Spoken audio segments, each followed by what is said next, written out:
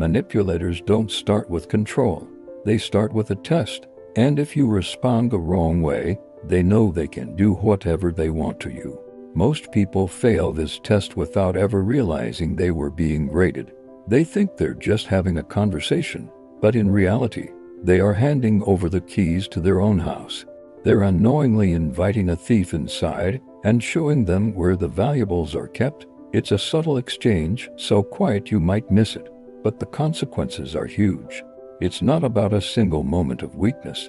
It's about a pattern of behavior that signals you're an easy target, and once that signal is sent, it's very difficult to take back. The test itself is deceptively simple. They cross a small boundary, and then they just watch what you do. It's never a direct attack, never a full frontal assault. It's a comment that feels slightly off, a request that makes you feel just a tiny bit uncomfortable, a joke that pushes a personal line, maybe about your work, your family, or your appearance. They aren't actually looking for your answer to the joke or the question. They are measuring your pliancy. They are checking to see if your emotional fence is electrified, or if the gate is just swinging wide open, waiting for anyone to wander in. It's a probe, a gentle push to see if you'll push back, or if you'll just give way. Here's why this works so incredibly well. Most of us, from a very young age, are trained to be polite. We are taught to smooth things over, to avoid making it weird or causing a scene. Our social conditioning screams at us to keep the peace, to be agreeable, to not rock the boat. So, when that small boundary is crossed, your first instinct is often to laugh it off, change the subject, or worse, to clarify and justify.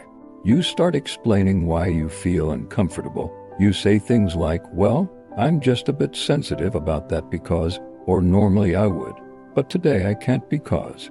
And in that exact moment, the manipulator learns something incredibly dangerous. They learn that your discomfort makes you talk, and when you talk, you provide the very information they need to dismantle your defenses and bypass your boundaries completely. To you, you're just being kind. You're trying to be reasonable and maintain the relationship. To them, you're giving them full access. You think you're explaining yourself to be understood, but they see it as a bright green light. They now know exactly how much pressure it takes to make you bend. They've found the weak spot in the armor. If you feel the need to explain your no, you aren't being firm, you're opening a negotiation. And a manipulator will always out-negotiate you. Why? Because they don't care about fairness or the health of the relationship. They only care about the win. Their goal isn't mutual understanding, it's control. And your detailed explanations just handed them the roadmap to get it. So, how do you shut this down? How do you pass their test with flying colors? You don't argue, you don't justify, and you definitely do not rush to fill the uncomfortable silence that follows. You simply stay, you hold your ground with calm, unflinching silence. Calm silence is not a sign of weakness. It is a powerful signal that you are not available for the game. When you don't explain your boundary, there is nothing for them to grab onto, nothing for them to negotiate. You become a solid wall, not a puzzle they can solve. Your no becomes a complete sentence, a final statement, not an opening bid. This silence does something profound. It removes the feedback they desperately need. It cuts off their data supply. No emotional reaction, no nervous justification, no reassurance that they can still control the situation. The moment you stop reacting, the entire power dynamic flips on its head. Suddenly, they realize they aren't the ones testing you anymore. You are the one evaluating them. They are the ones left scrambling, feeling the awkwardness and the social pressure. Manipulators don't fear confrontation. In fact, they often thrive on it. They fear clarity.